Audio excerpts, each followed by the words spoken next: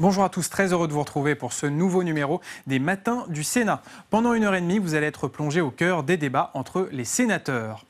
Cette semaine, le Sénat examine le budget 2020 et hier, il a été question de la taxe sur l'essence, la fameuse taxe qui avait fait naître le mouvement des Gilets jaunes l'an dernier. Cette année, pas de hausse pour les voitures, mais ce sont les camions qui vont payer l'addition avec une hausse de taxe de 2 € par hectolitre prévue par le gouvernement. Le Sénat a supprimé cette nouvelle écotaxe poids lourd qui sera payée en grande partie par les camions français et pas par les camions étrangers. Les sénateurs ont néanmoins voté d'autres mesures de fiscalité écologique comme l'écotaxe sur les billets d'avion et le malus automobile renforcé. Enfin, ils ont débattu de l'aide à la rénovation énergétique des logements. Le crédit d'impôt qui existe actuellement va être réservé aux ménages les plus modestes en 2020 et en 2021, il deviendra une prime versée directement à la fin des travaux. Le débat sur la fiscalité écologique, c'est tout de suite. Nous examinons l'article 19 et sur cet article, une prise de parole de M. Jean-François Longeot en sa qualité de rapporteur pour avis de la Commission de l'aménagement du territoire et du développement durable. Je vous en prie. Madame la Présidente, Monsieur le Ministre, Monsieur le rapporteur général, mes chers collègues. Depuis l'ouverture des assises de la mobilité, il y a plus de 2 ans, une question fait débat. Comment faire contribuer les poids lourds étrangers qui transitent par la France à l'entretien des infrastructures de transport ? Une des pistes régulièrement évoquées par le gouvernement au cours des derniers mois était la mise en place d'une vignette obligatoire pour les poids lourds. Or, la solution finalement retenue à l'article 19 du projet de loi de finances, qui consiste à augmenter la taxe sur les carburants due par le transporteur routier de marchandises, reposera, et c'est ce qu'a dit le rapporteur général, essentiellement sur les entreprises françaises et non sur les transporteurs étrangers. Un transporteur étranger qui s'approvisionne en carburant en dehors de la France et qui, par conséquent, continueront à utiliser et à dégrader les infrastructures sans contribuer à leur entretien. Il y a donc tromperie sur la marchandise. On peut donc également regretter que cette hausse de la fiscalité soit uniquement conçue dans une logique de rendement budgétaire pour pallier le manque de moyens de l'État pour financer les infrastructures de transport et qu'elle ne s'inscrive pas dans une réflexion de plus long terme sur la transformation de ces secteurs pour les accompagner à réaliser leur transition énergétique en s'orientant vers des alternatives moins émettrices de gaz à effet de serre. C'est pourtant ce que demandent les transporteurs, avoir de la visibilité sur l'évolution du cadre fiscal et réglementaire et bénéficier d'un accompagnement pour réduire leurs émissions de CO2 à travers un véritable contrat de filière. Le secteur a par ailleurs fait une proposition alternative intéressante qui consiste à taxer les chargeurs qui recourent à une prestation de transport plutôt que les entreprises.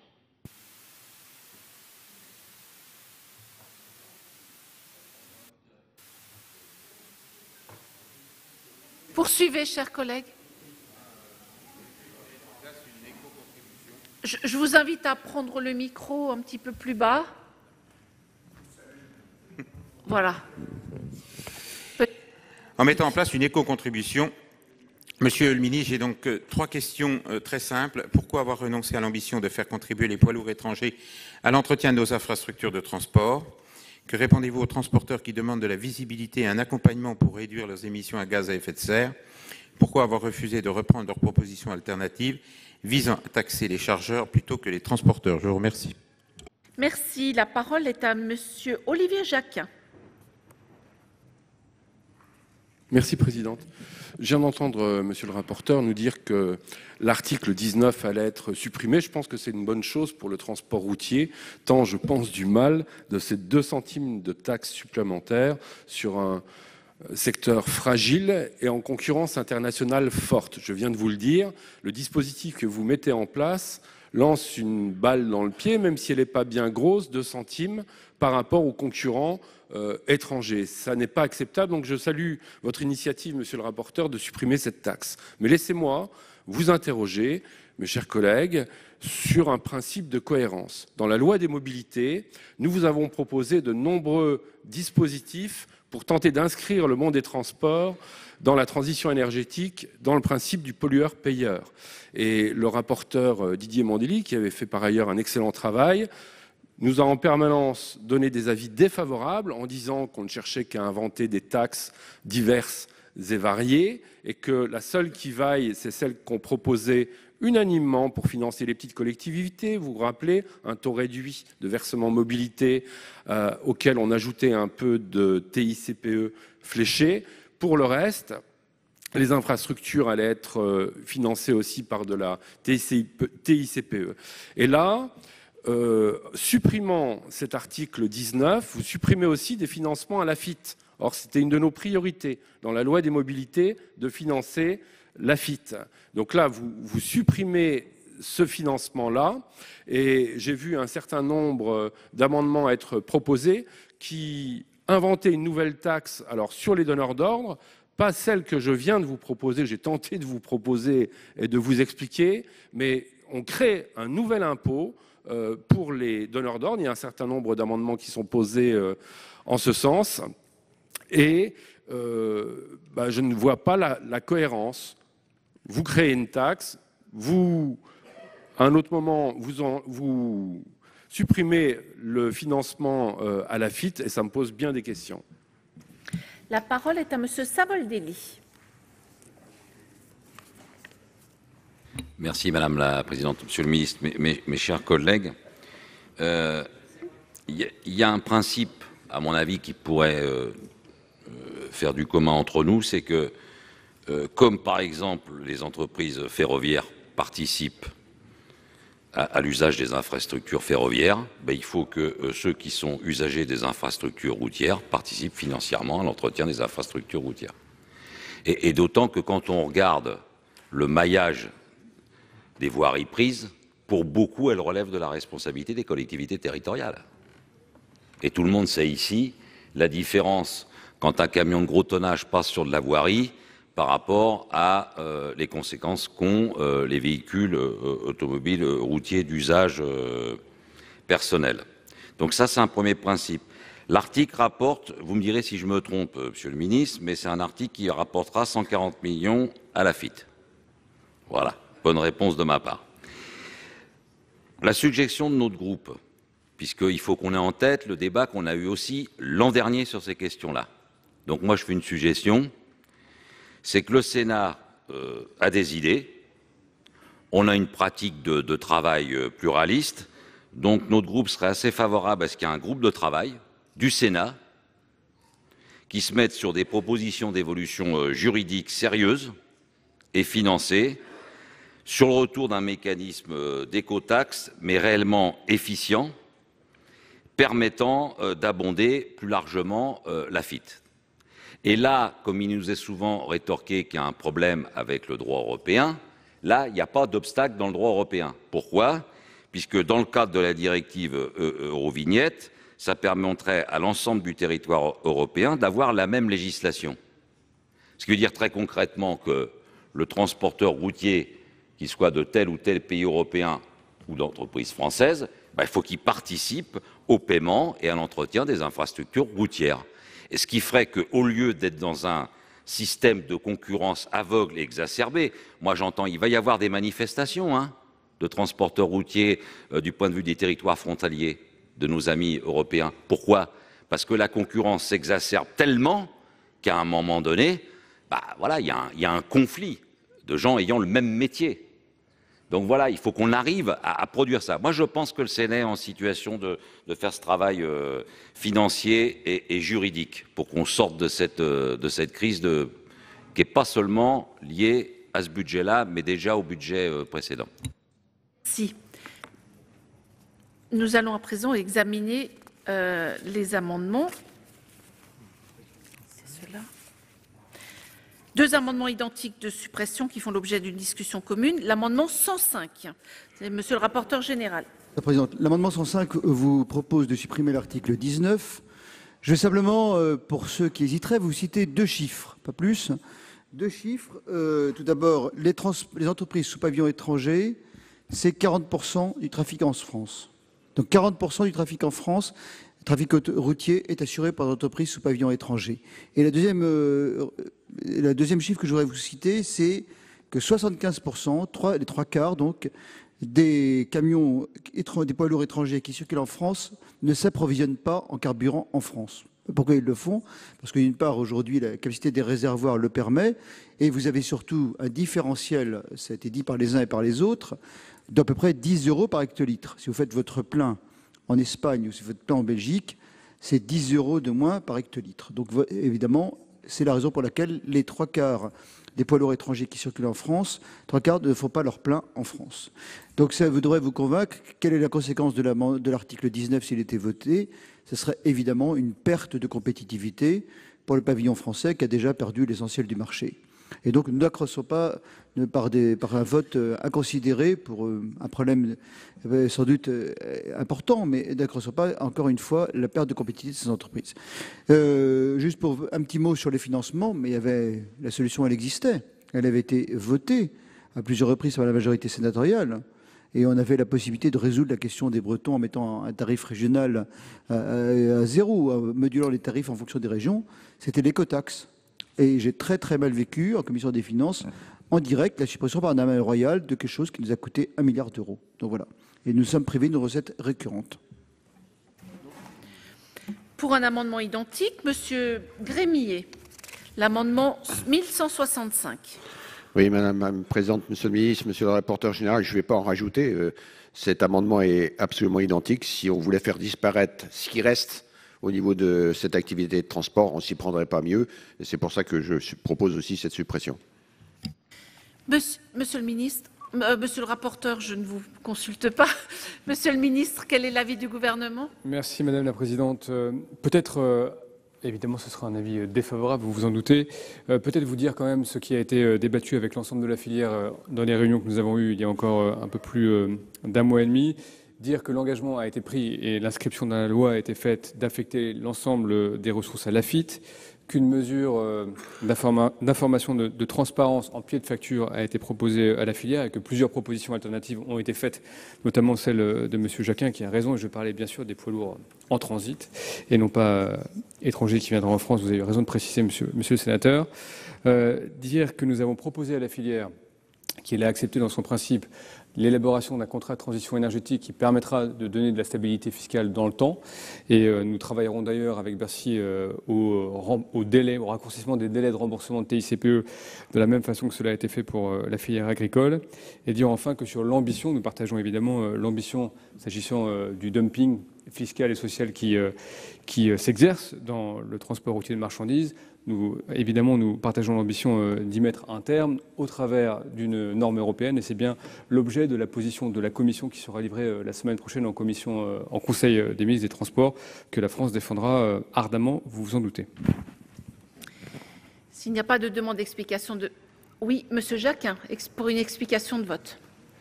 Rapidement, je vous remercie, Madame la Présidente. En supprimant l'article 19, on va réaliser quelque chose de tout à fait radical, définitif. Hop, il n'y en a plus. Il y avait des amendements intéressants de part et d'autre qui proposaient, et ça avait été accepté par la filière des transports, que ces 2 centimes soient convertis en une taxe payée par les donneurs d'ordre. Et c'était un système, à mon avis, prometteur et intéressant. Il n'était pas suffisamment vertueux, je m'en suis expliqué, parce qu'il ne tenait pas compte du principe pollueur-payeur, mais il permettait déjà d'aller dans une logique de responsabilisation de toute la chaîne des transports. Donc là, on va supprimer la question et le débat. C'est un petit peu dommage, et je vous le répète, monsieur le rapporteur, en termes de cohérence politique d'ensemble, je ne m'y retrouve pas entre les débats qu'on a dans la loi des mobilités où on tenait à financer les infrastructures de transport et là, bien supprimant cet article, on supprime les financements pour les infrastructures. S'il n'y a pas d'autres demandes d'explication de vote, je vais mettre aux voix ces 2 amendements identiques dont l'un est présenté par la Commission des finances avec un avis défavorable du Gouvernement. Qui est pour leur adoption? Qui est contre? Ils sont adoptés et l'article 19 est supprimé. Nous examinons par conséquent à présent les 6 amendements identiques de suppression qui font l'objet d'une discussion commune. L'amendement numéro 18 rectifié bis, c'est Monsieur Morisset, non? Monsieur Laménie qui va nous le présenter. Oui, merci Madame la Présidente. Monsieur le Ministre, chers collègues, donc à l'initiative de notre collègue Monsieur Bazin, donc cet article vise la suppression cet amendement vise la suppression de l'article 20, comme cela a été rappelé aussi, j'irai par des collègues qui se sont exprimés. Il a rappelé aussi les contraintes dans l'objet de cet amendement, en rappelant aussi les modalités de financement de la FIT, conformément à une disposition qui figure dans le rapport annexé à la loi d'orientation sur les mobilités, donc visant donc à supprimer cet article pour cet amendement. Merci. Pour un amendement identique, le 253 rectifié bis, Monsieur le Président Dallier. Merci Madame la Présidente, Monsieur le Ministre, mes chers collègues. Écoutez, je vais écouter la raison et me rallier aux amendements du rapporteur général. Ce n'est pas sans avoir eu envie, de marquer le coup. Voilà, on est un certain nombre à se dire franchement, Monsieur le Ministre, des taxes. Au moins l'avantage de la solution proposée par le rapporteur général, c'est qu'elle est creusée, elle répond à une certaine logique. On avait du mal à voir où était la vôtre. Donc je retire mon amendement au profit de ceux de la Commission. Merci. Le 328 rectifié bis n'est pas soutenu. Le 481 rectifié, Monsieur Temal va nous le présenter. Merci Madame la Présidente. Monsieur le Ministre, chers collègues. Alors moi, d'abord. L'amendement, effectivement, est un amendement d'alerte, puisque, encore une fois, on ne pouvait pas, pour les règles qu'on connaît chacun, avoir un fléchage. Donc c'était aussi un moment de dire, bon, là, il faut savoir s'arrêter. Deux choses. Dire à Monsieur le Ministre qu'il y a effectivement aujourd'hui un processus au niveau européen, ce que je l'évoquais tout à l'heure, l'ETS, qui est mis en place. Donc je pense qu'il serait sage que le gouvernement entende cela et laisse aller jusqu'au bout, en étant bien sûr dynamique et mobilisateur sur la question européenne, avant de revenir sur la question française. Et dans l'intervalle, je le redis, avant que, puisqu'il y aura un vote là, et je pense qu'on pourra tous effectivement se ranger aux propositions du rapporteur général, mais dire que s'il s'agit de rétablir cela à l'Assemblée, j'invite vraiment pour le coup là le gouvernement à entendre ce que dit le Sénat. Comment ? C'est le risque, donc c'est pour ça que je me permets de tenir à ce propos-là et dire au ministre, dans ce cas-là, assurer au moins le fléchage. Assurer au moins le fléchage. Et je crois qu'en plus, parallèlement à ça, la question de la proposition sur la DGAC, en fait la taxe qui la finance, me paraît un bon compromis. Peut-être que, mixant les deux, je crois qu'on pourrait avancer, en tout cas, sur les bonnes voies. Merci. Toujours un amendement identique, le 722 rectifié, c'est Monsieur Jean Sanutas qui va nous le présenter. Merci Madame la Présidente, Monsieur le Ministre, mes chers collègues. Nous avions envie véritablement de supprimer cet article 20, mais nous nous rallions également à la position du rapporteur général avec cette mécanique que notre collègue Capo-Canellas a décrit. Alors c'est une mécanique et elle nous satisfait, donc nous retirons l'amendement et nous nous rallierons donc à l'amendement de Monsieur de Montgolfier. Merci. Et enfin, le 1179 rectifié, Monsieur Bizet va nous le présenter. Merci Madame la Présidente. Comme l'ont dit, Monsieur le Ministre, mes chers collègues, un certain nombre de collègues, moi aussi, je me rallierai à la proposition du rapporteur en attendant la position de la Commission européenne que nous allons surveiller avec beaucoup d'attention. Moi, je profite de l'occasion pour souligner encore une fois la dérive franco-française année après année de mettre des taxes et des taxes. Et le pavillon national, la compagnie Air France, va finir par devenir extrêmement fragilisé au fil du temps. On a fait un certain nombre de rapports, les uns ou les autres, sur ce sujet. Notre collègue Capo-Canellas a rappelé, si vous voulez, le différentiel de 2 points entre Air France et KLM. Ça fait pratiquement 850 millions d'euros, essentiellement basé sur le différentiel de coût des charges sociales, si vous voulez. Moi, j'avoue également, pour répondre à nos collègues qui auraient envie de taxer par équité, je dirais, la consommation de kérosène, qu'en fin de compte, la consommation de litres de carburant par passager aux 100 km pour, je dirais, l'aviation est de 3 litres, à comparer à consommation, si vous voulez, pour un passager seul dans une voiture. Et j'ajoute qu'au niveau des émissions de taxes de CO2, eh bien, l'ensemble de la filière, je dirais, aéronautique représente 3%, je dirais, des émissions mondiales de CO2, quand précisément, En ce qui concerne la gestion du cloud et du big data, c'est 4%. Donc, relativisons un petit peu tout cela. Attention, la compagnie, je dirais Air France, ne transporte pas que des passagers. Elle transporte aussi le nom et le renom de notre pays, et ça risque un jour de devenir extrêmement difficile. Bien. Donc, Monsieur Bizet, vous retirez votre amendement. Finalement, Monsieur Laménie, vous retirez votre amendement? Oui, écoutez, au vu, je dirais, du débat qui s'est développé et au vu aussi des explications du rapporteur général, on est conscient que le transport aérien est lourdement taxé, même si, je dirais, le financement des infrastructures aussi est réellement un problème particulièrement important. Je citerai aussi le volet ferroviaire avec le rôle de l'AFIT. Je me rallierai au point de vue du rapporteur pour retirer cet amendement. Merci, Monsieur le sénateur. Monsieur Temal, vous maintenez votre amendement? Vous le retirez également? Eh bien, ils sont tous retirés. Et nous examinons l'amendement 334 rectifié. Monsieur, qui c'est qui va nous le présenter? Monsieur Cuypers, peut-être? Eh bien, il est défendu. Voilà. Merci. Quel est l'avis de la commission, monsieur le rapporteur? Monsieur le ministre? Défavorable. Je vais mettre aux voix cet amendement avec 2 avis défavorables. Qui est pour son adoption? Qui est contre? Il n'est pas adopté. L'amendement 500 de la commission des finances, monsieur le rapporteur général.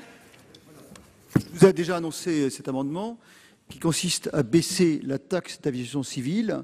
Je rappelle que cette taxe, son produit augmente du fait du transport aérien et il y a une contribution au désendettement du CAS. Après la crise de 2009, le compte de la DGAC s'était lourdement endetté, sa dette atteignait plus d'1,282 milliard d'euros et grâce à l'augmentation du produit, en particulier du fait du trafic aérien, la DGAC a pu rapidement réduire ses dettes. Et en effet, les recettes sont particulièrement dynamiques. Elles sont dynamiques parce que le trafic augmente. Et donc, il vous est proposé clairement que ce surplus, ce dynamisme de recettes serve en particulier à compenser la mesure de la nouvelle taxe et ça permettra de diminuer l'endettement, ça permettra de réduire un petit peu moins vite l'endettement de la DGAC et ça aidera à la compétitivité du transport aérien. Je souhaiterais revenir sur un des engagements qu'avait pris Madame Beaune, qui était en dehors du fait de diminuer les taxes, engagement non tenu, je le remarque, c'était également de contribuer à créer une filière d'éco-carburant pour le transport aérien. Et encore une fois, on aurait aimé, à la rigueur, que cette taxe, on l'aurait comprise, elle serait mieux acceptée si elle avait servi à la transition énergétique, a notamment aidé, on a une grande industrie aéronautique en France, ça avait aidé à développer une filière de biocarburants, des moteurs qui acceptent ces biocarburants. Il n'en est rien. On a une taxe de rendement, donc c'est la raison pour laquelle, bien sûr, il faut impérativement la compenser, et c'est l'objet de cet amendement qui baisse la taxe d'aviation civile de 72 millions d'euros. Merci. Quel est l'avis du gouvernement, monsieur le ministre? Merci Madame la Présidente. Peut-être pour répondre plus globalement, vous avez tous rappelé effectivement la mesure de sécurisation de la trajectoire financière de l'AFIT intervenue le 9 juillet 2018 et je n'y reviens pas. Sur la transition écologique et le défi qui s'ouvre au secteur de l'aérien, vous avez tout à fait raison, monsieur le rapporteur général, de dire que le renouvellement des flottes compte souvent pour beaucoup et notamment Air France renouvellera 50% de sa flotte d'ici à 2026. Que s'agissant des systèmes de quotas, et vous l'avez rappelé, monsieur Temal, je rappelle quand même que l'aérien a été le premier secteur en 2016 à mettre en place un système international Corsia, qui emporte d'ailleurs plus de 70% des émissions de gaz à effet de serre, et notamment les Chinois, notamment les Américains. Et c'est bien par là qu'on arrivera effectivement à réguler ce trafic qui par nature est ouvert à la concurrence internationale et mondiale. Que s'agissant des biocarburants, nous allons lancer courant décembre cette filière de biocarburants durables qui est en grande partie mature, mais qui nécessite d'avoir une première phase d'appel à projet pour, en avril, lancer ces premiers projets un peu partout sur le territoire pour voir quelles filières émergent en maturité, la filière chimique, la filière sucrière et d'autres qui sont par ailleurs déjà assez... Bien sûr, les producteurs sont prêts, vous avez tout à fait raison, monsieur le sénateur, que par ailleurs, la filière française qui intègre l'ensemble de la chaîne industrielle est tout à fait prête à horizon 2028-2029 pour l'avion hybride, c'est-à-dire avec des moteurs inchangés, notamment sur les avions de transport régional et les avions d'affaires, et qu'après, au-delà, il y aura évidemment un saut technologique est réalisé pour l'avion à coût carbone nul, mais que la filière française, s'inspirant notamment de son expertise dans l'industrie spatiale, y est tout à fait prête.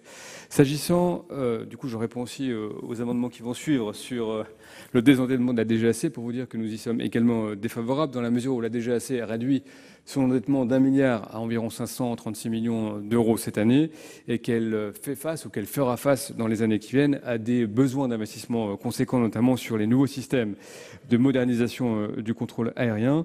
Et enfin, sur le sujet de la compétitivité, dire que tout le travail et le travail considérable qui a été fait au moment des assises de l'aérien ne restera pas lettre morte puisque nous allons réactiver le Conseil supérieur de l'aviation civile pour en faire une chambre en quelque sorte de livraison du travail qui a été fait pendant les assises. Et notamment, nous commençons par les sujets de simplification administrative, sur des sujets qui sont attendus par les compagnies aériennes, qui pour le coup coûtent peu, sont efficaces et ne sont pas de nature à, disons, hystériser le corps social. Donc voilà, pour l'ensemble de ces raisons, j'émets un avis de retrait ou une demande de retrait et à défaut un avis défavorable.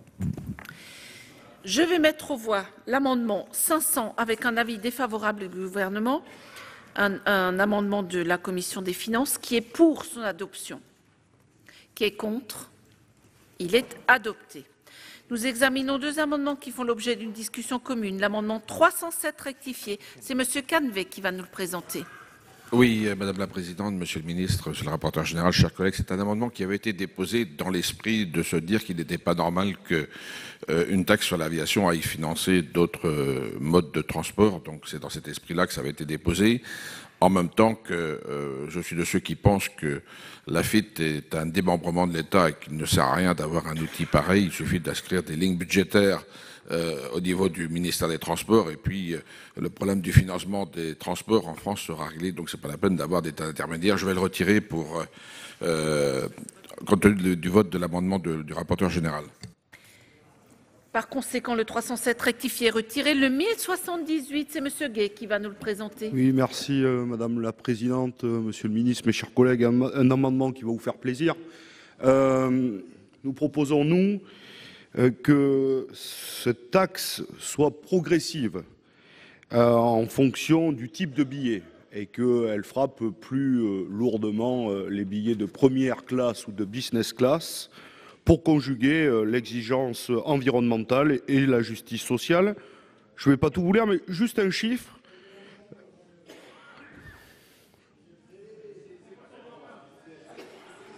Monsieur Gay, poursuivez, je vous en prie. Poursuivez. En effet, la Banque mondiale montre que le contenu de CO2 de transport aérien dépend fortement de la classe choisie dans un rapport qui peut aller de 1 à 9. C'est pour ça que nous nous proposons cet amendement. Je vous remercie. Quel est l'avis de la Commission, Monsieur le rapporteur général? La taxe est déjà progressive, défavorable. Monsieur le ministre? Défavorable également pour les mêmes raisons. Je vais mettre aux voix l'amendement 1078 avec deux avis défavorables. Qui est pour son adoption? Qui est contre? Il n'est pas adopté. 5 amendements qui font l'objet d'une discussion commune. Le 456 n'est pas soutenu. Le 501, Monsieur le rapporteur général, pour la Commission. Je l'ai déjà présenté. Il s'agit de reporter, en attente de la réponse de la Commission européenne, pour vérifier que ce n'est pas une aide d'État, la taxe. En effet, il y a un certain nombre d'exonérations qui sont prévues, notamment pour les passagers vers la Corse, pour les billets, pour les destinations faisant l'objet d'aménagement, pour les lignes d'aménagement du territoire, ainsi que pour les DOM. Et ce serait de la folie de mettre en œuvre une taxe avant même d'avoir la réponse de la Commission européenne. Normalement, on notifie pour les aides d'État, et lorsqu'on a la réponse, on met en œuvre. Donc c'est de bon sens, et c'est de la raison de la demande de report. L'amendement 564 rectifié, c'est le président Gabouty qui va nous le présenter. Oui, merci Madame la Présidente. C'est un amendement qui va dans le même sens, puisqu'il propose de subordonner l'entrée en vigueur de la hausse de la taxe sur les billets d'avion à la réception de l'avis de la Commission européenne sur la conformité des lignes aériennes définies comme lignes d'aménagement du territoire au regard du droit de l'Union européenne. En effet, les liaisons qui ne seront pas considérées par la Commission européenne comme soumises à une obligation de service public risquent de se voir appliquer la réglementation européenne relative aux aides d'État et par conséquent la présente hausse de taxes sur les billets d'avion. Afin d'éviter de faire courir un risque juridique à des liaisons qui jouent un rôle essentiel dans le désenclavement de certains territoires, les conditions d'entrée en vigueur de la hausse de taxes seront les mêmes pour tous les types de liaisons aériennes, à l'issue de la réception de l'avis de la Commission européenne qui devrait intervenir en 2020. Cet amendement s'inspire directement des conclusions du rapport d'information de Mme Josiane Costes au nom de la mission d'information sur les transports aériens et leur contribution au désenclavement et à la cohésion des territoires. Merci. L'amendement 160 rectifié bis, madame. Il est défendu. L'amendement 610, monsieur Lurel. Madame la Présidente, Monsieur le Ministre, mes chers collègues, je vais un peu plus loin que vous en disant au ministre qu'il n'y a pas de risque de faire entrer immédiatement en application le report de l'augmentation de la taxe de solidarité sur les billets d'avion. Les collègues corses à l'Assemblée nationale ont obtenu de le voir entrer en vigueur 1 mois après l'avis et l'accord préalable de la Commission européenne. Mais c'est déjà le cas ici. Il n'y a pas de difficulté sur le régime des aides d'État et en vertu de l'article 349 du traité sur le fonctionnement de l'Union européenne, il n'y a pas de doute. Donc on demande une entrée en vigueur dès le 1er janvier 2020. Monsieur le rapporteur général, quel est l'avis de la Commission sur ces amendements? À l'amendement 501. Favorable à tous les autres. Monsieur le ministre, quel est l'avis du gouvernement? Demande de retrait, à défaut avis défavorable, simplement pour préciser à monsieur le sénateur que la taxe s'appliquera au 1er janvier et que les exonérations, elles, entreront en vigueur par arrêté au plus tard 1 mois après l'avis de la Commission européenne. Je vais mettre aux voix l'amendement. Monsieur le rapporteur général. C'est tout le problème, ça veut dire que concrètement, au 1er janvier, vous allez avoir des lignes qui vont être taxées et qui pourraient être ensuite exonérées. Ça n'a pas de sens. Voilà. Normalement, on diffère dans un esprit de bonne gestion. On attend la réponse de la Commission européenne. Donc un vol vers les Antilles, un vol vers la Corse va être taxé. Et puis on nous dira, quand la Commission aura répondu, après, qu'est-ce qu'on va faire? On remboursera les compagnies? Bon, ça n'a pas de sens. Normalement, ça entre en vigueur après la réponse de la Commission européenne. C'est de bonne gestion. Donc évidemment, je vous invite à défendre l'amendement 501. Monsieur Capo-Canellas, pour explication de vote. Oui, merci Madame la Présidente. J'ai eu le plaisir de présider la mission d'information transport aérien et aménagement du territoire, dont Josiane Costes était le rapporteur. Jean-Marc Gabouty y a fait allusion il y a quelques secondes. C'était d'ailleurs à l'initiative du groupe RDSE que cette mission a été constituée. Et évidemment, on en a fait un certain nombre de recommandations qu'on a pu d'ailleurs remettre à Monsieur le Ministre, et je remercie son écoute, il y a quelques jours de cela. Et on voit bien qu'un certain nombre de petites lignes ont un équilibre économique particulièrement fragile et que les compagnies qui les exploitent nous alertent en nous disant attention, on ne peut pas prendre le risque sur ces lignes-là d'augmenter les tarifs et puis de ne pas savoir si on aura ou pas l'autorisation de se passer de cette augmentation. Voilà, donc il faut clarifier les choses et je pense que la position qu'a exprimée le rapporteur général au travers de l'amendement 501 est la bonne, c'est celle qui permet d'attendre que Bruxelles ait notifié sa décision. Monsieur Lurel, pour explication de vote. Merci Madame la Présidente. Mais le rapporteur général a parlé pour moi, ce n'est pas la peine de prolonger. C'est vrai que fera-t-on? Je vais mettre aux voix l'amendement 501 de la Commission avec un avis. Monsieur le Président Gabouty, pardon, pour une explication de vote. Le 564 est identique à quelques virgules et quelques mots près. Donc je me rallie à la rédaction du rapporteur. Non, je me rallie à la rédaction du rapporteur sur cet amendement. Vous le rendez identique? Voilà. Donc je vais mettre aux voix le 501 et le 564 rectifiés, avec un avis défavorable du gouvernement, avis favorable de la Commission sur le 564, qui est pour leur adoption. Qui est contre? Ils sont adoptés et les deux autres amendements tombent. Nous examinons l'amendement 502, monsieur le rapporteur général, un amendement de la Commission. Cet amendement est un véritable amendement d'accompagnement vers la transition énergétique. C'est un mécanisme de suramortissement, à l'instar de ce que le gouvernement lui-même a proposé pour les navires. D'ailleurs, on souscrit à cet amendement du gouvernement qui permet d'accompagner la transition des flottes de navires qui sont aujourd'hui au fioul lourd vers d'autres modes, et notamment en se ralliant à l'électricité dans les ports. Alors le gouvernement a proposé un dispositif pour les navires. Pourquoi n'en a-t-il pas proposé pour les avions? Très concrètement, vous l'avez reconnu, Monsieur le Ministre, le meilleur, et j'allais dire à l'instant T, le seul moyen, en dehors peut-être de l'amélioration du trafic aérien, mais c'est un autre sujet, mais le seul moyen pour les compagnies de diminuer leurs émissions, c'est d'avoir des flottes plus modernes. Et vous savez parfaitement que les avions les plus récents sont moins consommateurs. On est un peu plus de 2 litres par 100 km par passager. Donc très comparable d'ailleurs aux véhicules, moins qu'un véhicule, d'ailleurs essence, et sont par ailleurs moins bruyants. Donc si on prend par exemple la compagnie Air France, qui a une flotte qui est plutôt aujourd'hui vieillissante, elle affiche des ambitions de renouvellement de sa flotte. Encore faut-il qu'elle ait les moyens. Et nous proposons, c'est la raison pour laquelle nous proposons un dispositif de suramortissement qui sera intéressant parce qu'il sera orienté vers les avions les moins polluants. Et grâce à ce mécanisme, ça donnera des moyens financiers, des moyens pour compagnies pour renouveler leur flotte. Et je crois que ça, c'est une réponse concrète, avec un coût de trésorerie et un coût budgétaire quasiment nul, un coût de trésorerie pour l'État.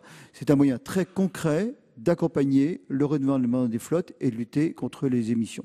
Je crois que ça correspond à des engagements d'ailleurs qu'a pris le gouvernement dans le cadre du Grenelle. Donc je demande un soutien sur cet amendement. Je ne comprendrais pas que le gouvernement y soit défavorable alors qu'il a lui-même proposé un dispositif de même nature pour les navires. Quel est l'avis du gouvernement, Monsieur le ministre? Merci Madame la Présidente. Moi, je partage l'ambition de Monsieur le rapporteur général, mais en revanche, s'agissant d'une telle mesure, je pense qu'elle devrait faire l'objet d'une évaluation préalable et sérieuse, notamment en coût, et notamment dans sa compatibilité possible avec le droit de l'Union européenne pour éviter qu'elle soit requalifiée en aide d'État et donc qu'elle soit un objet de distorsion de concurrence. Bref, qu'elle nécessite une véritable évaluation préalable. C'est donc une demande de retrait, à défaut, un avis défavorable. Monsieur le rapporteur général. C'était vraiment à la mettre pour que ce soit dans la navette. Et puis si le gouvernement veut la notifier en aide d'État, il n'y a aucun problème pour l'amender dans ce sens. Hein. Bien sûr. Je vais mettre en voie l'amendement de la commission. Monsieur Capo-Canellas, pardon. Oui, deux choses. Un, soutenir le rapporteur général dans sa proposition, parce que c'est une proposition qui permet une transition écologique concrète. La condition, c'est moins 15% de CO2 en moins pour bénéficier du suramortissement. Deuxièmement, j'ai quelques souvenirs de la loi dite croissance et activité ou loi Macron. Et à l'époque, on avait institué quand même des mesures de suramortissement. Je pense qu'on a une jurisprudence claire sur ce point. Quant à la compatibilité avec le régime des aides d'État européens. Donc on doit pouvoir s'y référer très utilement. Et je crois que le rapporteur général, s'il a fait cette proposition, c'est que ça se tient de ce point de vue-là. Monsieur le Président Gabouty, pour explication de vote. Oui, la technique proposée par notre rapporteur est une bonne technique. D'ailleurs, elle avait été mise en œuvre sous la loi Macron il y a quelques années sur un certain nombre de matériels. Mais la seule question que je me pose, mais ce n'est qu'une question, est-ce qu'on est certain, puisqu'il faut que ce soit des mesures qui soient applicables dans notre pays, est-ce qu'on est certain du lieu de localisation des flottes en termes de sociétés propriétaires des flottes d'Air France ou d'autres compagnies? Monsieur Bizet, pour explication de vote. Oui, Madame la Présidente, Monsieur le Ministre, mes chers collègues, juste 2 mots pour, comment dirais-je, saluer l'amendement de notre rapporteur général qui présente un double avantage. Le premier, c'est de faire un saut technologique, et nous en avons la possibilité puisque nous avons une filière aéronautique française extrêmement performante. Et deuxièmement, l'effet induit en ce qui concerne le renouvellement de la flotte créera davantage d'emplois et intégrera, si je puis dire, l'ensemble de l'économie du secteur. Donc je ne comprends pas que le gouvernement soit réticent là-dessus, parce qu'encore une fois, des nuages importants s'amoncellent sur l'horizon de la compagnie nationale. Monsieur le rapporteur Juste général. pour répondre à Jean-Marc Goubetti, l'amendement vise bien sûr la propriété des avions, mais également le crédit bail, les systèmes de leasing qui sont extrêmement développés dans l'aviation. Donc l'ensemble des situations sont couvertes. Encore une fois, c'est un dispositif que le gouvernement propose lui-même pour l'accompagnement l'abandon du GNR, donc en proposant des amortissements. C'est un mécanisme qu'il propose lui-même pour les navires. c'est seul, à l'instant T, le meilleur moyen d'accompagner les compagnies pour acheter des appareils récents, neufs et qui ne polluent pas. Donc je ne comprendrais pas que le gouvernement ne le retienne pas. Je pense que l'amendement peut être perfectible, bien sûr. On peut en vérifier la compatibilité, on peut le notifier à l'Union européenne, mais je pense qu'il est important de le voter cet après-midi, ce soir. Ce soir ou ce matin. Je vais mettre aux voix cet amendement avec un avis de la Commission avec un avis défavorable du gouvernement qui est pour son adoption. Qui est contre? Il est adopté. À présent, 3 amendements qui font l'objet d'une discussion commune. Le 329 rectifié, c'est M. Cuypers qui va nous le présenter. Madame la Présidente, cet amendement propose d'organiser la suppression de l'éco-contribution sur les billets d'avion lorsque l'Union européenne adoptera une taxe de la même nature. Il est clair qu'il faut mettre en œuvre une solution européenne qui soit coordonnée et qui soit bien destinée à réduire les émissions de carbone pour le transport aérien sous la forme d'une taxe. Voilà, visant bien évidemment à garantir un effet neutre sur le pavillon français. Pour un amendement identique, le 1181 rectifié, c'est M. Bizet. Il est défendu, je vous remercie. Et le 503, Monsieur le rapporteur général, au nom de la Commission. C'est juste s'assurer que la taxe française sera supprimée le jour où il y aura une taxe européenne. Ça paraît de bon sens. Donc, on peut le faire que par le biais du rapport, on ne peut pas donner d'injonction au gouvernement. Monsieur le rapporteur général, quel est l'avis de la Commission sur les 2 premiers amendements identiques? De ralliement au profit du 503. Vous retirez votre amendement, Monsieur Bizet, Monsieur Cuypers? Vous retirez également? Vous vous ralliez Très bien. Monsieur le ministre, quel est l'avis du gouvernement sur le 503? C'est une demande de retrait, Madame la Présidente, en rappelant que la LOM a prévu 2 nouveaux rapports sur la fiscalité du transport aérien, sur la décarbonation des transports, à même de satisfaire les objectifs poursuivis par Monsieur le rapporteur et ses collègues. L'amendement n'étant pas retiré, c'est un avis défavorable. Monsieur le ministre, c'est le 503. Je vais mettre aux voix, avec un avis défavorable du gouvernement, un amendement de la Commission qui est pour son adoption. Qui est contre? Il est adopté. Et je vais mettre aux voix l'article 20. Y a-t-il des demandes d'explication de vote? Je n'en vois pas. Qui est pour son adoption? Qui est contre? Il est adopté. Donc, on aborde les amendements et il y a 7 amendements pour commencer en discussion globale. Le premier, le 170, c'est M. Vaspart qui le défend. Merci, Monsieur le Président, Madame la Ministre, Monsieur le rapporteur général. Je remplace Jean-François Longeau au nom de la Commission de développement durable et d'aménagement du territoire. L'article 4 du projet prévoit, dans le cadre de la réforme du crédit d'impôt pour la transition énergétique, le CITE, de supprimer la possibilité pour les locataires et les occupants à titre gratuit de bénéficier du crédit d'impôt au titre des travaux de rénovation énergétique qu'ils réalisent dans leur habitation principale. Une telle restriction pourrait décourager la rénovation des logements en location qui font pourtant l'objet d'un nombre de rénovations insuffisant. D'après une enquête de l'Agence de l'environnement et de la maîtrise de l'énergie, publiée en octobre 2018, 24% des travaux de rénovation réalisés entre 2014 et 2016 dans les maisons individuelles ont été menés par des locataires et 76% par des propriétaires occupants. C'est pourquoi le présent amendement vise à maintenir l'éligibilité des locataires et des occupants à titre gratuit au CITE, afin de continuer à encourager la réalisation des travaux dans ces logements loués. Merci.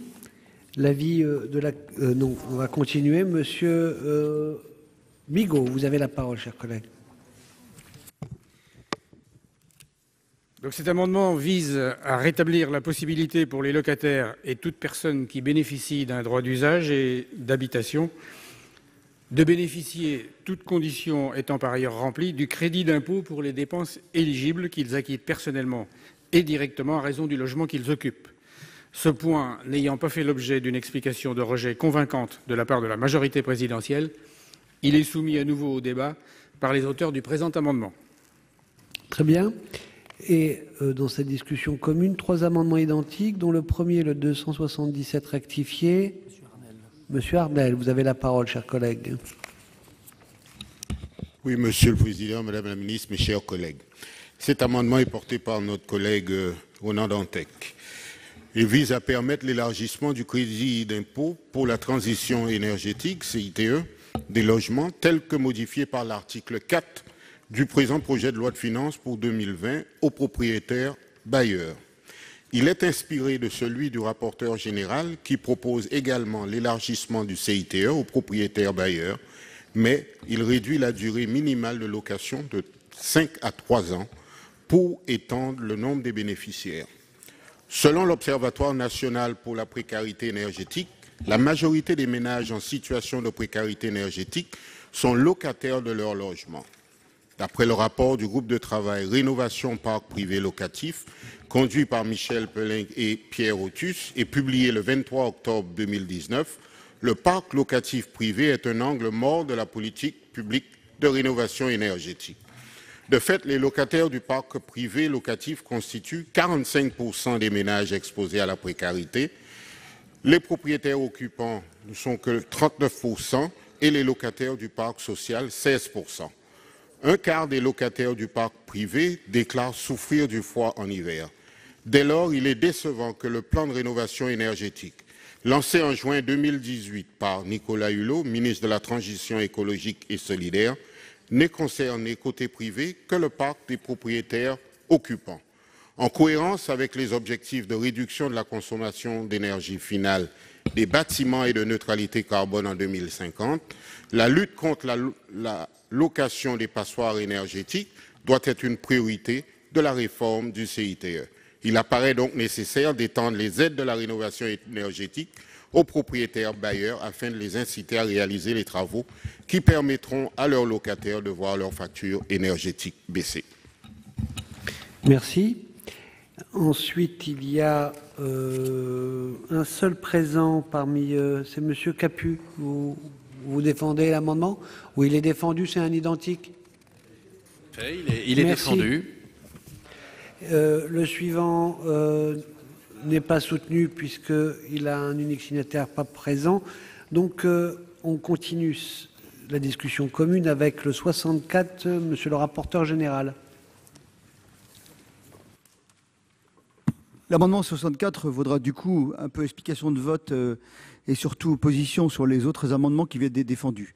Le grand nombre d'amendements montre que sur le CITE, il y a un vrai sujet. Il y a un sujet, celui des occupants locataires ou occupants à titre gratuit, ainsi que des bailleurs qui ne sont pas dans le bénéfice du CITE, alors qu'antérieurement, en 2013, ils l'étaient.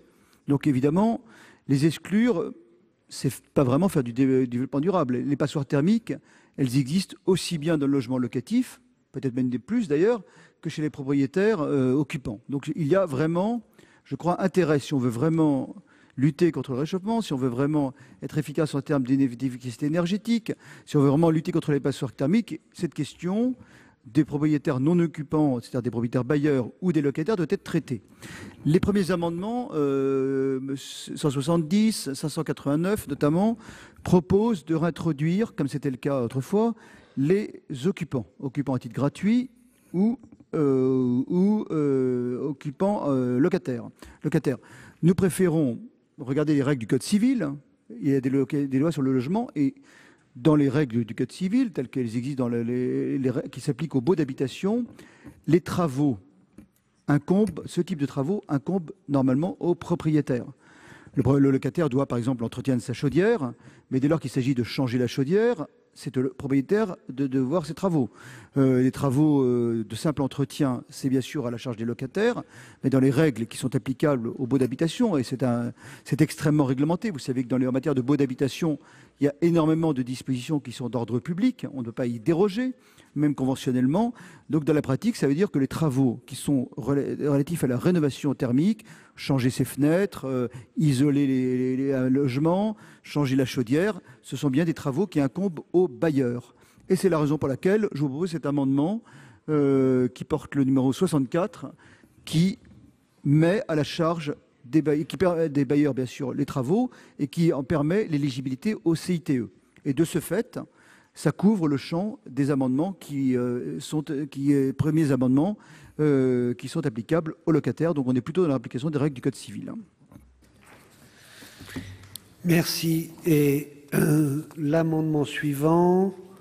Alors, Monsieur Grémier, vous avez la parole, cher collègue. Oui, merci, Monsieur le Président, Madame la Ministre, Monsieur le rapporteur général, chers collègues. Cet amendement est dans la droite ligne du texte qui précise effectivement que le gouvernement doit remettre un rapport, et cet amendement précise les choses. L'intérêt, c'est de préciser effectivement comment nous avançons dans l'objectif de l'atteinte au niveau du climat et des économies d'énergie. Donc effectivement, par rapport à ce qui a été voté ici, ce qui a été voté à l'Assemblée sur le texte énergie-climat. Et la deuxième entrée, c'est un peu le propos qui a été porté aussi par bon nombre de collègues, c'est de mesurer les conséquences de l'évolution du CTE, du reste à charge, mais aussi les conséquences pour l'ensemble des entreprises qui interviennent en matière d'isolation, en matière de travaux réalisés chez les particuliers ou dans les collectifs, pour, là encore, mesurer la performance, mesurer l'évolution de l'impact des décisions que nous sommes en train de prendre. Donc c'est de pouvoir, année après année, bien mesurer là où on va, quel chemin nous prenons, et si nous sommes vraiment dans la trajectoire par rapport au texte que nous avons voté en termes de l'énergie et du climat. Merci. Donc, monsieur le rapporteur général, en défendant votre amendement, vous avez dit défavorable à tous les autres, c'est ça? Mais un petit mot d'explication, comme il y a une longue série d'amendements. Nous souhaitons tous, à travers ces amendements, aller dans le même sens, c'est-à-dire réintroduire la question des logements locatifs dans le champ du CTE. Je crois que c'est l'objectif qui est partagé sur tous les bancs. Pourquoi les deux amendements nous paraissent moins préférables que celui de la Commission ou qu'un autre amendement? Pour une raison simple, c'est que quand on regarde déjà l'application des règles, c'est encore une fois, dans les baux d'habitation, c'est aux propriétaires, bailleurs, de faire les travaux lourds et non aux locataires. Et d'ailleurs, quand vous regardez les statistiques de l'ADEME, à 76%, ces travaux sont réalisés par les bailleurs. Donc c'est très clairement les bailleurs qui ont l'obligation de mettre aux normes leur logement. Ça peut même être une obligation qui peut être éventuellement imposée. Il y a des textes sur les logements insalubres, etc. Donc c'est un travaux qui incombent normalement aux propriétaires. C'est donc la raison pour laquelle la Commission souhaite le retrait des amendements 170 et 589 applicables aux locataires qui seront couverts par l'amendement 64 qui rend éligible le bénéfice du CITE, qui rend les propriétaires bailleurs éligibles au bénéfice du CITE. Concernant l'amendement 277 et 733 de M. Longeot, en termes de durée, ils sont d'une durée plus courte et nous souhaitons le retour au droit antérieur, ce qui existait avant 2013. Avant 2013, on pouvait, dès lors qu'on s'engageait à louer 5 ans, bénéficier du bénéfice du CITE. Donc c'est le retour à cette disposition antérieure qui a fonctionné par le passé que nous souhaitons. Quant à les dispositions sur le rapport, elle n'est pas compatible avec les présents amendements et c'est la raison pour laquelle nous souhaitons avis défavorable. Donc très concrètement, demande de retrait des amendements au bénéfice du 64 de la Commission et avis défavorable, demande de retrait sur le 1156. Très bien. L'avis du gouvernement, Madame la Ministre. Merci, Monsieur le Président de la Commission, Monsieur le rapporteur général. La rénovation thermique des bâtiments et en particulier des logements est évidemment une priorité. Ça a été cité dans la continuation de la loi énergie-climat qui a été votée récemment. Cette priorité, en fait, elle repose sur 3 éléments. Le premier, c'est des aides simples, lisibles et suffisantes. Le deuxième, c'est un accompagnement des ménages dans les travaux. Et le troisième, c'est la capacité à avoir des artisans qui sont en capacité de faire les travaux, des artisans de qualité reconnus, la raison pour laquelle nous travaillons avec les professionnels sur le label RGE reconnu garant de l'environnement. Les aides sont en train de changer puisque nous avons décidé de passer d'un crédit d'impôt à une prime en 2 temps, pour la moitié des ménages l'année prochaine, pour l'autre moitié en 2021. Et passer d'un crédit d'impôt à une prime, c'est un progrès, puisque le crédit d'impôt est versé 1 an et demi après les travaux. La prime sera versée dès la fin des travaux, à partir du mois d'avril prochain. Enfin, je voudrais dire que les aides individuelles à la rénovation thermique des bâtiments vont représenter en gros 3,5 milliards d'euros l'année prochaine, dont une partie de CITE et de primes. la suite des aides de l'ANA à la rénovation globale qui s'appelle Sérénité, mais aussi les certificats d'économie d'énergie qui vont représenter 1,8 milliard d'euros l'année prochaine, qui sont ouverts, eux, à la totalité des ménages, quelles que soient les conditions de ressources, et ce sont bien ces 3,5 milliards d'euros qu'il faut regarder.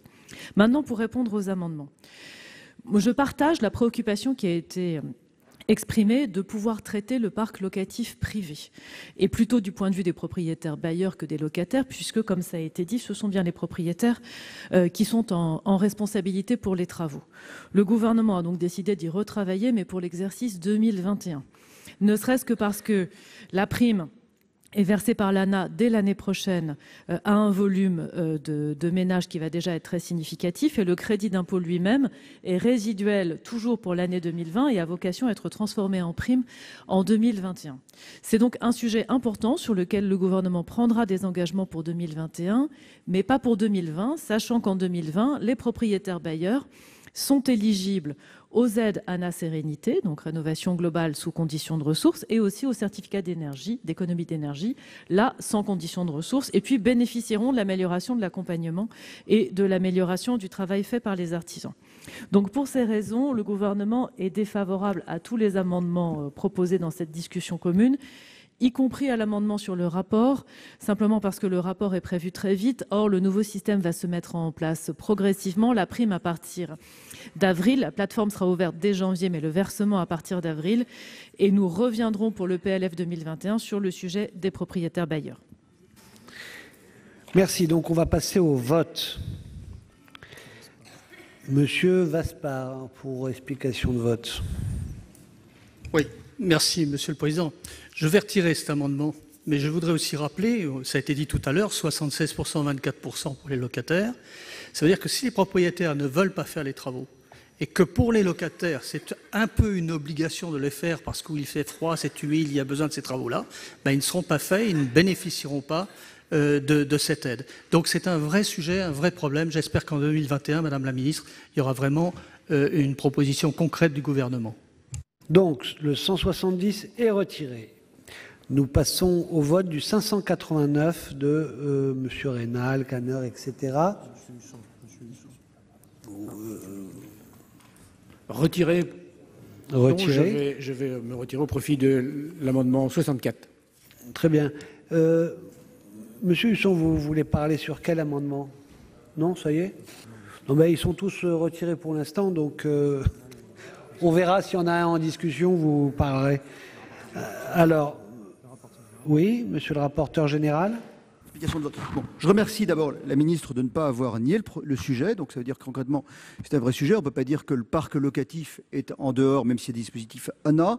Bon, comme vous souhaitez y travailler en 2021, nous, à vous y aider en votant l'amendement qui prévoit ça dès 2020.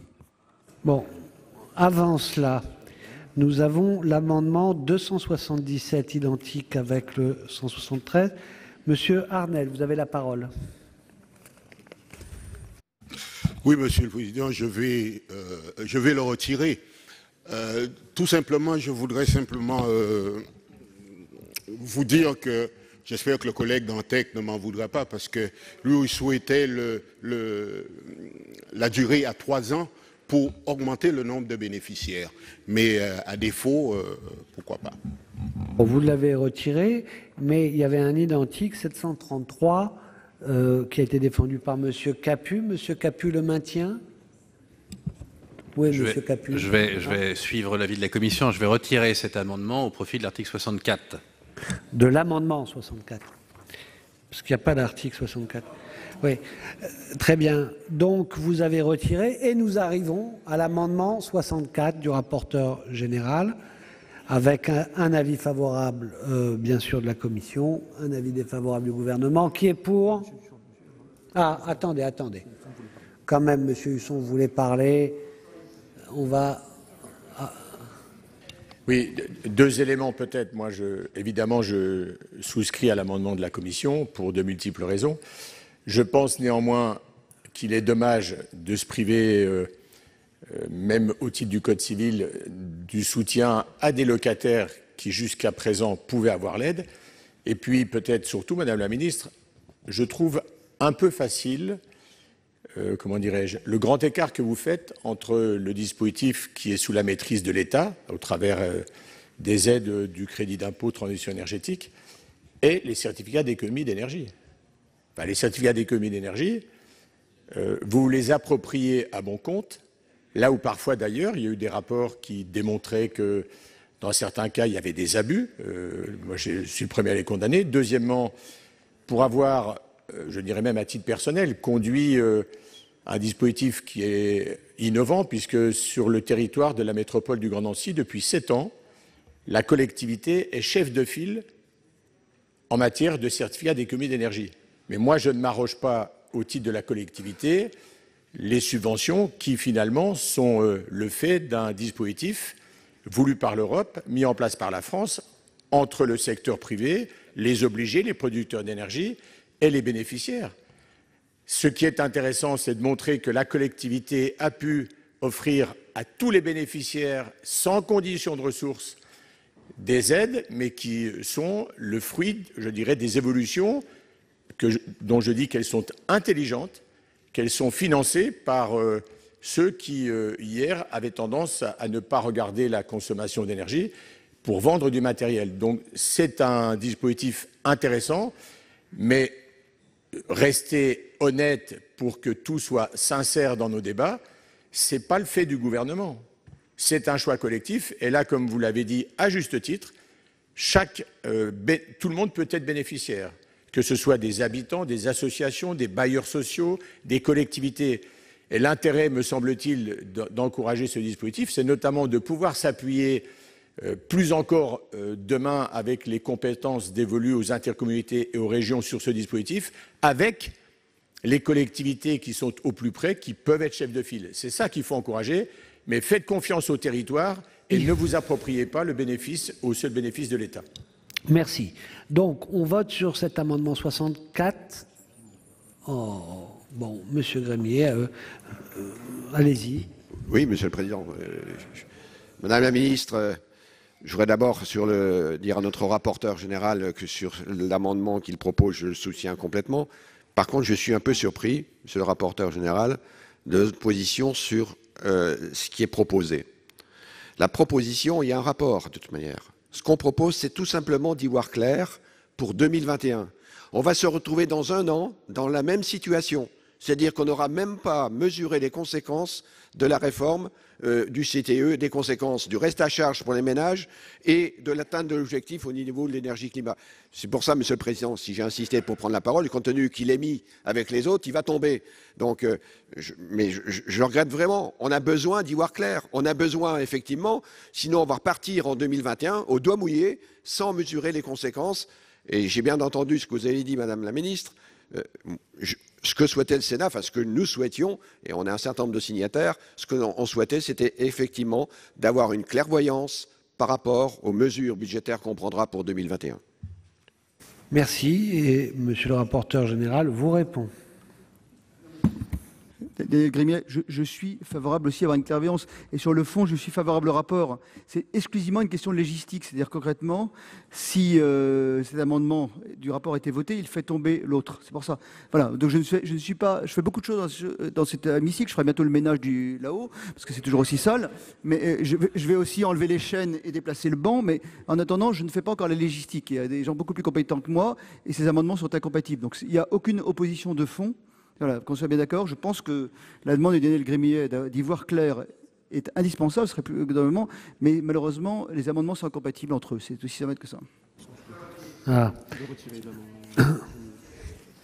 Bon, de toute façon, on va d'abord voter celui d'avant et il aurait été retiré parce qu'il serait tombé de lui-même en votant le 64. Qui est pour le 64? Qui est pour, j'ai dit. Qui est pour le 64? Qui est contre le 64? Qui s'abstient. Il est adopté, donc ce qu'il y a derrière tombe. Voilà.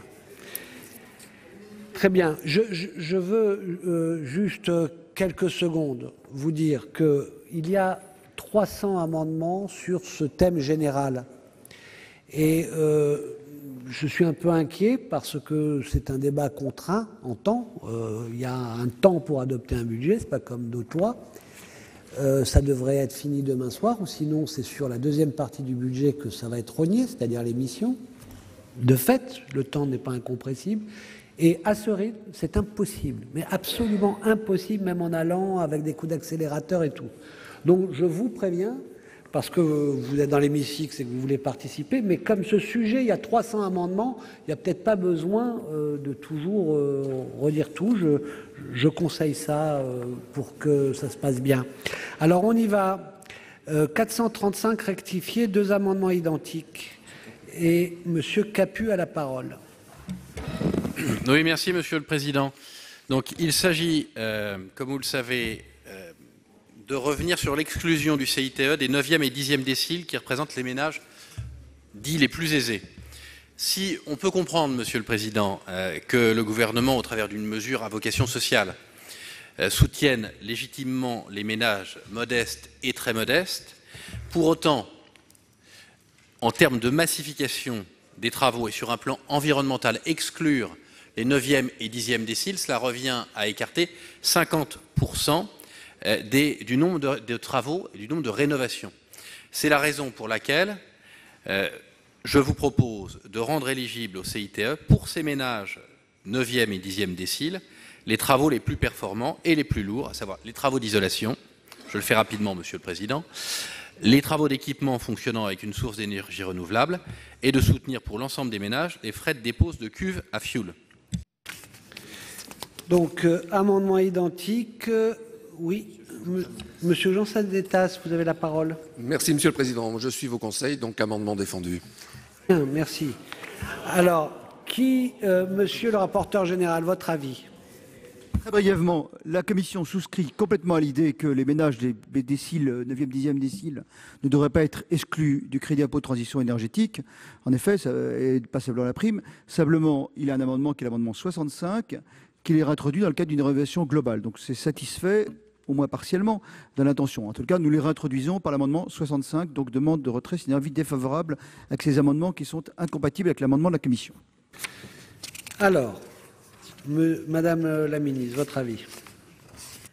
Merci Monsieur le Président. Le gouvernement a fait le choix de recentrer les crédits du CITE plutôt sur les ménages modestes, raison pour laquelle pour les déciles 9 et 10, compte tenu du fait qu'il y a une part finalement relativement importante d'effet d'aubaine dans l'accès aux aides, nous avons décidé de limiter assez considérablement. Nous avons néanmoins réintroduit à l'Assemblée nationale pour les déciles 9 et 10 l'accès aux travaux d'isolation des murs intérieurs et extérieurs. Et par ailleurs, en ce qui concerne les certificats d'énergie, pour répondre d'économie d'énergie, pour répondre à la remarque du sénateur Husson, bien sûr, ce ne sont pas des aides qui sont versées par l'État, donc l'État ne se les attribue pas. En revanche, ce sont des aides qui sont bien perçues par le consommateur, c'est-à-dire les Français.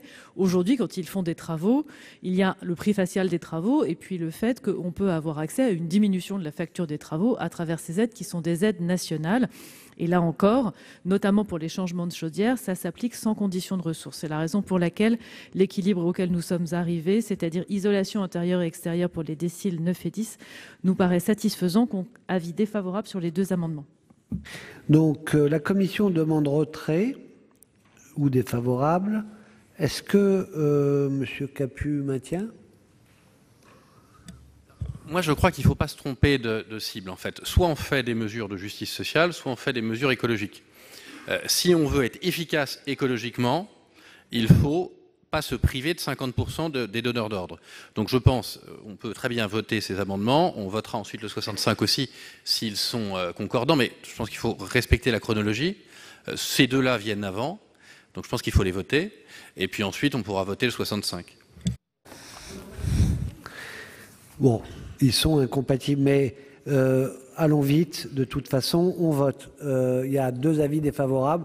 Vous le maintenez, vous, Monsieur Jean Sandetas, aussi? Non, retrait. Non, retrait. Donc, on vote que sur le premier. Qui est pour?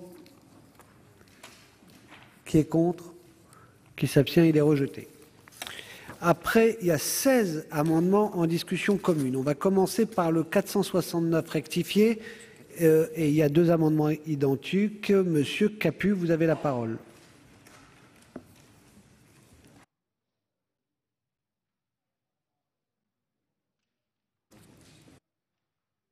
Bon, comme il est identique, il va être défendu par d'autres. Non, mais je pense qu'il est défendu. Très bien. Vous pensez bien. Alors l'autre, Monsieur Longuet dans l'hémicycle, non. Donc comme c'est le seul, eh ben, il n'est pas défendu en fait. Donc on passe au 466 rectifié bis. Et c'est encore Monsieur Capu pour 2 amendements identiques. Défendu aussi. Et ensuite Monsieur Longuet, pareil. Donc bien défendu. Je vais quand même le défendre, Monsieur le Président. Donc le 433. 466. Non, mais ça y est, là, je suis passé. Vous m'avez dit défendu, je suis passé. Ben non, faut pas. Monsieur le Président, j'ai dit défendu sur le précédent. Vous m'avez dit défendu, j'ai dit défendu. Je suis au 433 rectifié. Écoutez, allez-y. 433 rectifié. Non, j'en suis au 466, Monsieur le Président. Non, mais c'est pas à vous à être, c'est à moi à vous demander de défendre un amendement 433 rectifié. Dans ces cas-là, on va défendre le 433 rectifié, mais enfin, honnêtement, il ne faut pas confondre vitesse et précipitation, Monsieur le Président. Non, moi je suis J'ai dit dans défendu la sur celui d'avant, sur l'autre. J'ai pas eu le temps de le défendre. Je veux bien prendre mon temps dans ces cas-là. Sur le 433, mais ça n'est pas c'est pas avec cette manière-là. Ce que vous pouvez faire, vous avez pas mal perdu. Je vais prendre un certain temps vu que le chronomètre ne fonctionne pas. Monsieur Capu, oui. Ce que vous pouvez faire, c'est en défendant le 433, dire vos arguments sur le précédent. Tout cela dans le temps imparti. C'est possible? On y va? Eh bien, allons-y. Surtout que le chronomètre ne s'était pas mis en place. Donc, sur le 433, Monsieur le Président, je vais prendre mon temps dans ces cas-là, puisque vous me brusquiez. Le projet de loi de finances supprime, vous le savez, le CITE concernant l'acquisition de chaudières à gaz à très haute performance énergétique.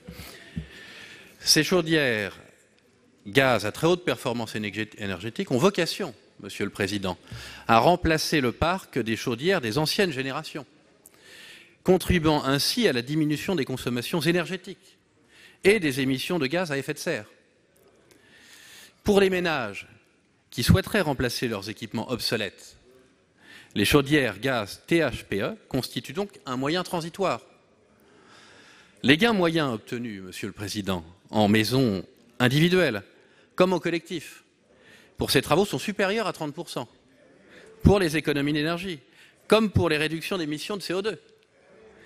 Cet amendement propose donc de rendre éligibles au CITE, je vois que j'ai encore un peu de temps, les ménages à revenus intermédiaires qui remplacent une chaudière de technologie ancienne, hors condensation, je vous le précise, Monsieur le Président, si jamais vous n'aviez pas suivi, par une chaudière neuve THPE. Le montant du CITE pour l'acquisition de ces chaudières THPE par les ménages aux revenus intermédiaires serait néanmoins plafonné à 600 € si vous avez suivi, Monsieur le Président, en maison individuelle et, c'est ce que je vous propose, à 200 € en logement collectif. Vous voyez, je n'ai pas totalement dépensé l'intégralité de mon temps, mais je vous précise quand même que je n'avais pas dit que le précédent était défendu et je trouve quand même que la méthode est un petit peu brutale. Bon, si vous avez quand même l'impression de m'avoir sanctionné à moi, là, c'est l'ensemble de l'hémicycle qui va devoir prolonger les débats, peut-être handicaper d'autres débats. Moi, je suis juste garant que les choses se passent le mieux. Donc, je ne fais pas ça pour moi, monsieur. Et maintenant, nous allons poursuivre avec encore un amendement que vous présentez. Et c'est le 434. Et peut-être je vais vous demander de préparer avant pour ne pas chercher à chaque fois autant. Non, mais je ne peux pas savoir. C'est à vous d'annoncer le numéro de l'amendement, Monsieur le Président. Alors, cet amendement de repli propose un soutien au remplacement des équipements individuels de chauffage des ménages intermédiaires vivant en logement collectif en alignant le montant du CICE sur 600 €. Le remplacement des chaudières vétustes par une solution performante de type chaudière THPE entraîne un nécessaire changement du conduit collectif d'évacuation des produits de combustion et simultanément de toutes les chaudières raccordées sur ce même conduit. Très bien. Monsieur Arnel, pour l'amendement identique. Défendu. Défendu, merci. 476 rectifié. Défendu. Monsieur Temal. Défendu, merci. Le 171, Monsieur Vaspart, vous avez la parole, cher collègue. Monsieur le Président, il a été longuement défendu par mon collègue. Merci. Le 1023, Monsieur Bocquet. Merci. Le 839 rectifié, Monsieur Arnel, Jean Sanetas. Jean Sanetas, mais défendu. Merci. 234 rectifié. Madame Vermier. Défendu. Merci. 661 rectifié bis. Monsieur Arnel ou défendu, Monsieur Ruquier. Et le 1154 rectifié, Monsieur Grémier. Défendu, et j'insiste, à la fois collectif et individuel. Merci. 173, Monsieur Vaspart. Merci. Monsieur Grémier pour le 1150. Alors pour le 1150, c'est un peu différent, puisque là, on est sur les fenêtres. Et j'insiste, effectivement, souvent, c'est le premier investissement qui est réalisé par une famille, bien plus supportable au niveau de ce qui peut être réalisé en termes d'économie d'énergie. Donc j'insiste vraiment sur l'accessibilité au plus grand nombre à travers ce soutien sur les fenêtres. Voilà, donc, monsieur le rapporteur général, sur ces 16 amendements en discussion commune, votre avis. En vous priant par avance de m'excuser d'être synthétique. Le premier amendement, l'amendement 469, augmente de façon importante le barème concernant les parois vitrées. Donc nous ne sommes pas favorables à passer le barème de 40 à 100 €. Donc c'est une demande de retrait ou un avis défavorable. Les autres amendements réintroduisent dans le champ du CITE les chaudières dites à haute performance. Alors aujourd'hui, les chaudières à condensation ou autres chaudières sont toutes qualifiées quasiment de chaudières à haute performance. C'est la raison pour laquelle la Commission est défavorable à ces amendements et émet un avis de sagesse sur l'amendement numéro 171 de M. Longeau, de la Commission du développement durable. Cet amendement réintroduisant les chaudières à gaz à haute performance énergétique, donc à gaz. Donc concrètement, ce sont des chaudières qui sont à haute performance et limitées au gaz. Donc avis de sagesse sur cet amendement et avis défavorable sur les autres amendements. Je pense que dans leur intention, il y a beaucoup d'amendements, vous le voyez, ils sont très divers, souvent incompatibles entre eux, et nous sommes donc sur un avis de sagesse sur le 171 et demande de retrait ou avis défavorable sur les autres. Très bien, Madame la Ministre. Merci, Monsieur le Président, Monsieur le rapporteur. Effectivement, je crois que ces amendements posent deux questions sur les fenêtres et sur les chaudières. Sur les fenêtres, l'avis du gouvernement est défavorable. En effet, nous savons que le remplacement des fenêtres n'est pas suffisant à lui seul pour assurer une bonne isolation thermique. Et l'ADEME estime que les déperditions d'énergie liées aux fenêtres sont uniquement de 10 à 15% dans une maison mal isolée, contre 25% pour les murs et 30% pour les toits. Et puis nous avons vu de nombreuses dérives sur le sujet fenêtres lors des années précédentes, et donc il nous semble qu'un forfait à 40 € est la bonne solution pour les fenêtres, donc avis défavorable, c'est-à-dire le même que la Commission. En ce qui concerne les chaudières à gaz, en fait, les chaudières à gaz très haute performance énergétique sont maintenant le standard du marché. C'est plus de 70% des chaudières à gaz. Et donc, autant ça reste une mesure sociale que d'aider les ménages les plus modestes, donc ceux qui sont éligibles à la prime, autant pour les ménages les plus aisés, on est en train de favoriser en fait le standard du marché. Là aussi, on est beaucoup en effet domaine. Et c'est la raison pour laquelle le gouvernement est défavorable à cette série d'amendements. J'avoue ne pas voir la différence entre le 171 et les autres. En tout cas, mon argumentaire, il me semble, s'applique à tous les amendements chaudières, y compris les amendements chaudières gaz haute performance, donc défavorable. Donc nous avons un avis défavorable au retrait de la Commission sur l'ensemble, sauf sur un avis de sagesse sur 171 et un avis défavorable sur l'ensemble, la totalité du gouvernement. On commence à voter. 469 rectifié. Qui est pour ? Qui est contre? Qui s'abstient? Il est rejeté. 466 rectifié. Deux avis défavorables. Qui est pour? Qui est contre? Qui s'abstient? Il est rejeté. 433 rectifié. Qui est pour? Qui est contre? Qui s'abstient? Il est rejeté. 434 rectifié avec le 662, ils sont identiques. Qui est pour? Qui est contre? Qui s'abstient? Ils sont rejetés. Monsieur Thémal?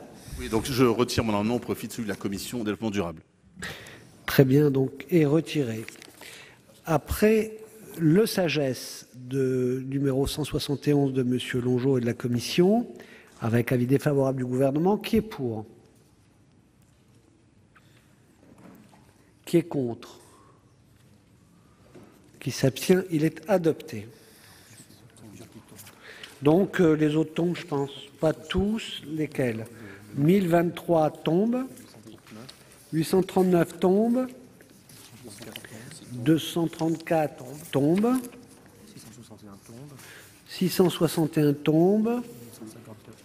Et le 1154 tombe. Donc, il reste celui à nouveau de M. Longeau, le 173.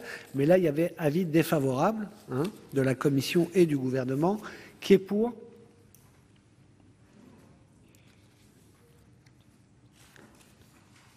Qui est contre?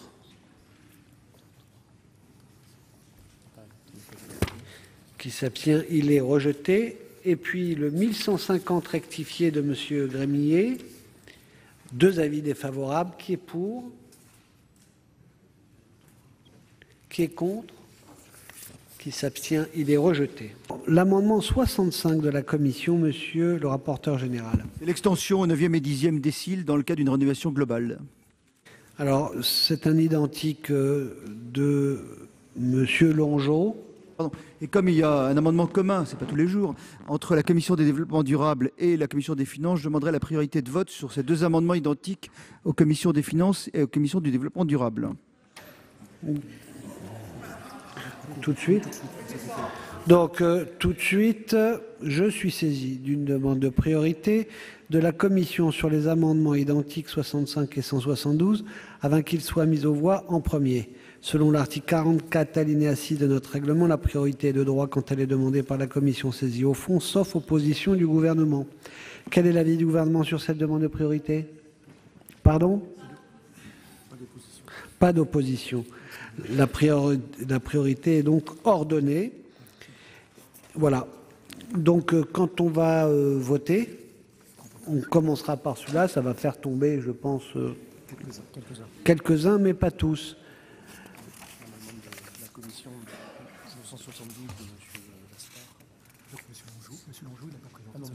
Monsieur Longeau, vous vouliez quand même dire un mot? Oui, merci. Oui, cet amendement 172, c'est l'article 4 du projet de loi de finances qui recentre les aides à la rénovation énergétique sur les ménages modestes en excluant les ménages des déciles 9 et 10 du cité. Or, cela pourrait conduire à freiner le rythme des travaux de rénovation énergétique l'année prochaine, puisque, comme le rappelle l'évaluation préalable annexée au projet de loi de finances, 50% des travaux de rénovation éligibles aux cités ont été réalisés en 2017 par ces ménages.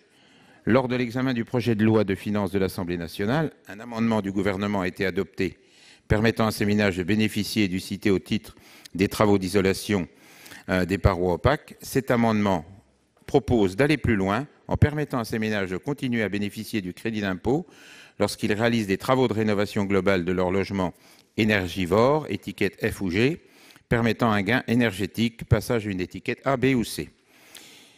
Voilà l'objet de cet amendement qui est important de reprendre en compte les déciles 9 et 10. Merci. Merci. Pour le 1149 rectifié, Monsieur Grémillet. Oui, Monsieur le Président, dès lors qu'il y a un amendement, effectivement, il va être largement satisfait. C'est un amendement de repli, donc je le retire, puisqu'il va être plus que satisfait. Donc, on le retire de l'alias. Le 467 rectifié bis, Monsieur Capu. C'est un amendement de repli de notre collègue Chassaing qui a été parfaitement défendu, notamment par notre collègue Longeau. Donc, vous retirez. Oh là là. Putain, celui-là. Nous allons donc avoir l'avis de la commission sur l'ensemble des amendements de la discussion commune. Donc vous l'avez bien compris, la commission est, comme la commission du développement durable, favorable dans le cadre d'une rénovation globale pour les 9e et 10e déciles à la prise en compte d'un bouquet de travaux. Il est en effet assez incompréhensible qu'on ait exclusivement les parois opaques. Voilà, donc vous rénovez globalement votre logement, vous avez exclusivement les parois opaques, c'est-à-dire les murs, les plafonds, mais par contre, vous pouvez avoir une passoire thermique à travers les fenêtres. Si je prends par exemple la commission des finances, que les collègues connaissent bien, imaginons un instant que ce soit un logement. Je pense que la surface vitrée de cette commission des finances, en simple vitrage, ferait que les pertes thermiques se feraient avant tout par les fenêtres. Donc, dans le cas d'une rénovation globale, si on devait rénover la commission des finances, qui en aurait bien besoin par ailleurs, vu l'état de certains planchers, vu l'état de certains bureaux, eh bien, ça nécessiterait sans doute, dans le cas d'une rénovation globale, de s'attaquer aussi à la question des fenêtres. C'est la raison pour laquelle nous sommes favorables à l'extension aux 9e et 10e déciles, dans le cadre d'une rénovation globale, je le disais, dans l'ensemble des travaux. Donc c'est l'objet de l'amendement qui est commun, je le disais, avec celui de la Commission du développement durable. En revanche, aller au-delà, c'est-à-dire supprimer tout plafond, ça ne paraît être, pour le coup, aller au-delà de ce qu'on souhaite. Le coût, sans doute, en sera trop élevé, et c'est la raison pour laquelle nous proposons cette solution. Mais encore une fois, la solution du gouvernement n'est pas satisfaisante. Se restreindre aux seules parois opaques nous paraît, encore une fois, trop restrictif. Les fuites thermiques se font aussi par les parois vitrées et par d'autres éléments. Donc c'est la raison pour laquelle je vous invite à voter l'amendement commun 65 et 172 avec la Commission du développement durable et demande de retrait ou avis défavorable sur les autres. Madame la ministre, votre avis. Merci, Monsieur le Président. En ce qui concerne les amendements qui consistent à réintégrer la totalité des déciles 9 et 10 pour tous les gestes dans le CITE, le gouvernement n'y est pas favorable puisque précisément nous avons fait le choix de recentrer les aides plutôt sur les ménages modestes et sur les déciles intermédiaires. En ce qui concerne la rénovation globale, c'est une pratique que nous soutenons globalement, à la fois pour les ménages modestes et pour les ménages intermédiaires, parce que la rénovation globale est un sujet important et je crois que c'est une rénovation de qualité. Mais nous souhaitons poursuivre un peu la réflexion et donc à ce stade, c'est également un avis défavorable. Donc, comme nous l'avons décidé tout à l'heure, il y a deux amendements en priorité, identiques, 65 et 172. Qui est pour? Qui est contre? Qui s'abstient? Ils sont adoptés. Et voilà pour ce débat au Sénat sur la fiscalité écologique. Je vous le rappelle, le Sénat a donc supprimé la hausse de l'écotaxe pour les poids lourds souhaitée par le gouvernement. C'est la fin de cette émission, merci de l'avoir suivi. Vous pouvez revoir tous nos programmes sur notre site internet publicsénat.fr. Très bonne journée sur Public Sénat.